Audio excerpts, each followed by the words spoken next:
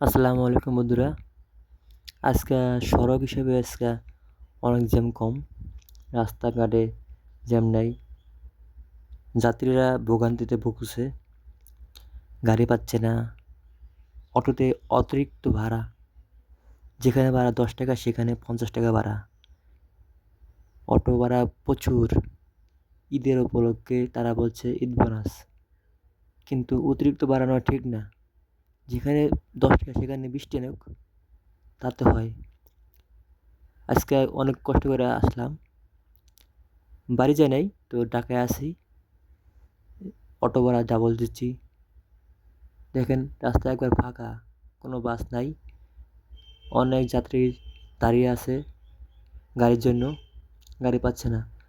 কাউন্টারগুলো অনেক ফাঁকা, কাউন্টারে কোনো জ্যাম নেই। মানুষ বাড়ি যাচ্ছে অটো করে, কোথায় গাড়ি পাচ্ছে না, গাড়ি খুঁজতে আসছে অনেকে। অনেকে আবার বাড়ি না যাওয়ার সিদ্ধান্ত নিছে, বাড়ি চলে যাচ্ছে।